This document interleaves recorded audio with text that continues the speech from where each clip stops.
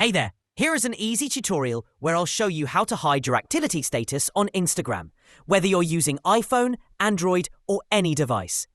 When this setting is enabled, other users can see if you're online. You'll notice a green dot next to your name and the message Active Now. That's what we're going to turn off today.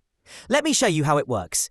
If I go to my Instagram homepage and then open my DMs, you can see this account has the green dot and says Active Now. That means my activity status is visible.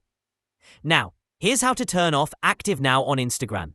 First, go to your Instagram profile by tapping your icon at the bottom right. Tap the three-line menu at the top right corner. From the menu, go to Settings and Privacy.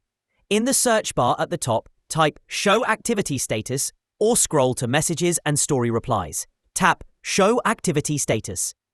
This setting controls whether others can see if you're active or were recently active. Right now, it's enabled, which means people can see when you're online. To turn off the Active Now status on Instagram, just tap the blue toggle switch. Once it turns grey, your activity status is hidden. This works the same on both Android and iPhone. Now, when I go back to my DMs, you'll see that the green dot and Active Now message are gone. That's it. You've just learned how to disable Active Now on Instagram.